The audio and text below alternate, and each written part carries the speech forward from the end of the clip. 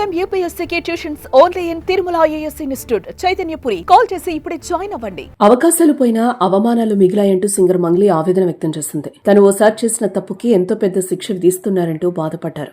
ఇక వారం రోజుల క్రితం కేంద్ర మంత్రి రామ్మోహన్ నాయుడుతో తిరుమల పర్యటన నేపథ్యంలో ఆమెపై వస్తున్న విమర్శలపై మంగ్లీ స్పందించింది. ఓ బహిరంగ లేఖలో తన మనసులోని బాధ, ఆవేదనను వ్యక్తం చేసింది. దేవుడి కార్యక్రమానికి వెళ్తే తనపై రాజకీయ పార్టీ ముద్ర వేసి ఆరోపణలు చేయడం అన్యాయమని గాయని మంగ్లీ అన్నారు. ఇటీవల కేంద్ర మంత్రి రామ్మోహన్ నాయుడుతో కలిసి అరసవల్లి సూర్యనారాయణుడి దేవాలయానికి వెళ్లింది. దీనిపై టీడీపీ క్యాడర్తో పాటు సామాజిక మాధ్యమాల్లోనూ అసంతృప్తి వ్యక్తమైంది. దీంతో మంగ్లీ బహిరంగ లేఖ రాసింది. ముందుగా తనను, తన పాటను ఆదరిస్తున్న, అభిమానిస్తున్న ప్రతి ఒక్కరికి కృతజ్ఞతలు తెలిపింది. గత వారం రోజులుగా తనపై జరుగుతున్న విష ప్రచారాన్ని చెప్పుకునేందుకు ఈ బహిరంగ లేఖ ద్వారా మీ ముందుకొచ్చానంటూ మొదలుపెట్టింది మంగ్లీ. అరసవల్లిలో జరిగే రథసప్తమి వేడుకలకు తనను ఆహ్వానించినందుకు అదృష్టంగా భావిస్తున్నా. కార్యక్రమం అనంతరం సూర్యభగవానుని ఆలయాన్ని సందర్శించాలనుకున్న సందర్భంలో కేంద్ర మంత్రి రామ్మోహన్ నాయుడు కుటుంబం ఒక కళాకారిణిగా, ఒక ఆడబిడ్డగా వాళ్లతో పాటు ఆహ్వానించారు. దేవుని కార్యక్రమానికి ఒక రాజకీయ పార్టీ ముద్ర వేసి ఆరోపణలు చేయడం అన్యాయం కాదా అంటూ తన బాధను వ్యక్తం చేసింది మంగ్లీ.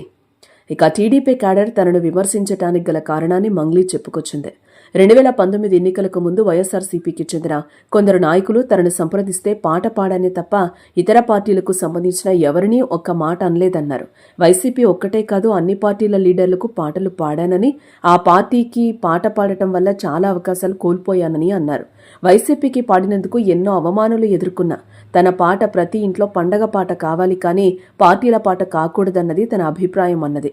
అందుకే 2024లో ఎన్నికల్లో ఏ పార్టీకి పాటలు పాడలేదన్నారు. ఒక కళాకారిణిగా గుర్తించి ఎస్వీబీసీ ఛానల్ సలహాదారుగా నియమిస్తున్నట్లు ఆ ఛానల్ అధికారులు తనను సంప్రదించారు.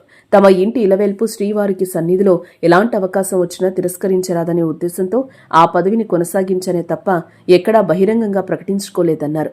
తాను పాటను నమ్ముకునే వచ్చాను, కానీ పార్టీలను, పదవులను నమ్ముకొని రాలేదని వేడుకుంటున్నానంటూ లేఖలో రాసుకొచ్చారు.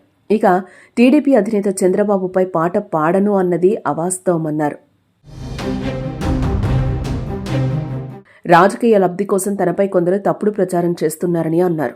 దేశ రాజకీయ చరిత్రలో ప్రత్యేక స్థానం ఉన్న వ్యక్తి ఆయన.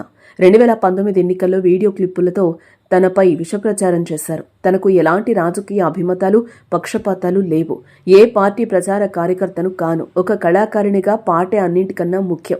ఒక గిరిజన కుటుంబం నుంచి వచ్చిన తనలాంటి బలహీనరాలుపై ఇలాంటి వ్యతిరేక ప్రచారం చేయడం చాలా బాధాకరం. పాటకు రాజకీయ రంగు పులమొద్దు. ఏ రాజకీయ పార్టీలతో నాకు సంబంధం లేదు అని మంగ్లీ లేఖలో వివరణ ఇచ్చింది. ఇక మంగ్లీ లేఖ తర్వాత వివాదం సద్దుమణుగుతుందో లేదో చూడాలి.